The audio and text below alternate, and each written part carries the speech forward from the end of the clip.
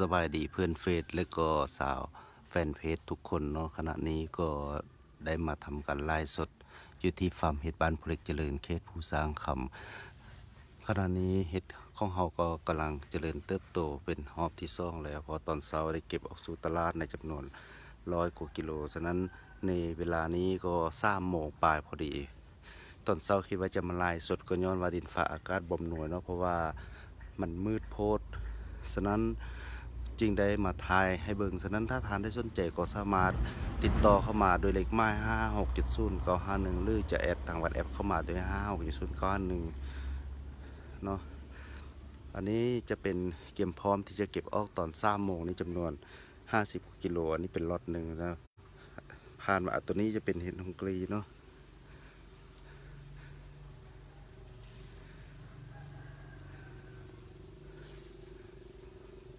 ถ้าท่านได้สนใจก็สามารถจับจองเข้ามาได้เพราะว่าทุกเช้าตอน4 โมงเช้าก็ได้ทำการ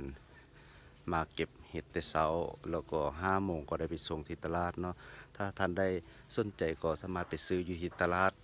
สดโพซี่เครื่องโลหะบางหรือว่าจะไปซื้ออยู่ที่ตลาดทางมีก็ได้เนาะเพราะว่าทางห้างเราก็ได้ส่งที่นั่นเนาะจุดหนักก็อยู่ที่ตลาดสดโพซี่โลหะบางหรือจะสะดวกก็สามารถเข้ามาติดต่อได้อยู่ที่ฟาร์มเห็ดของพวกเราได้ในราคาเป็นกันเองเนาะ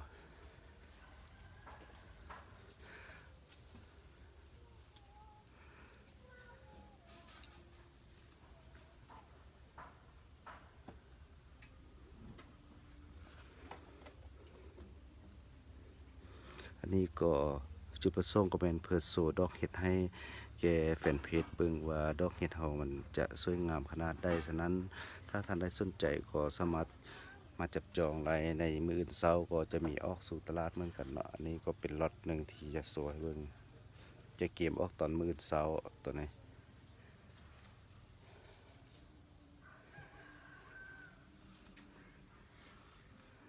พอจุดหนักของเฮานี่อันนี้ก็มีแต่เป็นเห็ดประเภทฮงกรีเห็ดอนาซีครีมพวกนี้เนาะต่อมาสั่งส้นนี่ก็จะเป็นเห็ด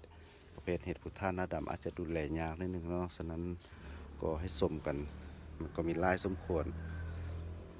ถ้าท่านได้สนใจก็สามารถติดต่อได้ถ้าอยากได้ข้อมูลวิชาการก็สามารถเข้ามาประชาสัมพันธ์ได้อยู่ที่ฟาร์มเห็ดบ้านผู้เหล็กเจริญเพราะว่าที่นี่จะมีวิชาการประจำอยู่ตลอด24 ชั่วโมงเนาะเพิ่นจะให้ข้อมูลได้ก็อยากได้ข้อมูลตัวได้ก็ให้ถามเนาะถามเพิ่นได้หรือว่าจะเข้ามาสมก็มาสมได้เนาะอยู่ที่นี่พอแต่ละวันเห็ดของพ่อเฮานี่ก็ได้เอาออกสู่ตลาดเป็นที่เรียบร้อยแล้วในแต่ละวันก็มีพ่อค้าแม่ค้ามาจับจองมาในจำนวน100 กว่ากิโลฉะนั้นปัจจุบันนี้ก็เตรียมออก50 กิโลแล้วถ้าทันได้มาทันก็อาจจะทันเนาะเพราะว่าเห็ดของพ่อเฮานี่มันมีจำนวนจำกัดมันกำลังออกไล่แต่ก็ยังตอบสนองความต้องการยังบ่เพียงพอแต่ก็กำลังจะผลิตออกเรื่อยๆเนาะเพราะว่าปัจจุบันเห็ดของพ่อเฮานี้ถ้าเฉลี่ยแล้วก็ออกได้อยู่ในประมาณวันละ80 กิโลเนาะเป็นเห็ดฟาร์มเห็ดเพื่อสุขภาพออร์แกนิกล้วนๆเพราะว่าได้บำรุงด้วยสูตรนมสดเนาะแล้วก็เป็นฮอร์โมนไข่ที่ว่าเราได้ผสมได้ไปเพื่อให้เนื้อมันหวานนมเพราะนั้นที่ทางล่างก็คือนี่แหละคือภาพที่เราเห็นแหละมันก็ออกมาเป็นในฉะนั้นถ้าท่านได้สนใจก็สามารถติดต่อมาได้หรือจะติดต่อที่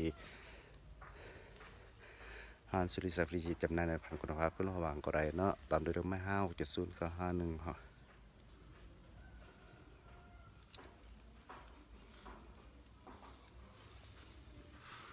โสภาพดอกเห็ดให้เบิ่งเนาะ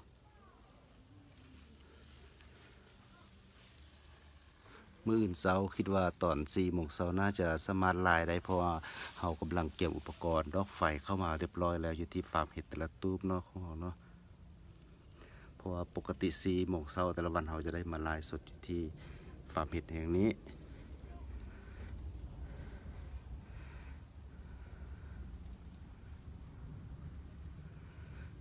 อันเห็ดของพวกเรานี้มันก็หน้าตาก็งามอยู่แล้วเนาะมันก็งามแหละตั้งโซ่ให้เห็นดอกเห็ดเนาะงามครับถ้าสนใจก็สามารถเข้ามาชมได้เพราะว่าปัจจุบันนี้ก็ถึงเวลาที่จะให้นำเห็ดแล้วเพราะว่า กำลังลายสดขันบ่ออกไปทางวิชาการก็จะได้ไล่ออกคอกแล้วใช่ไหมก็จะได้ออกไปแล้วเนาะเดี๋ยวเราจะเป็นหลักถ่ายทอดสดกันอยู่ที่เห็ดค้อนข้าวเนาะเพราะที่นั้นจะบ่ทันได้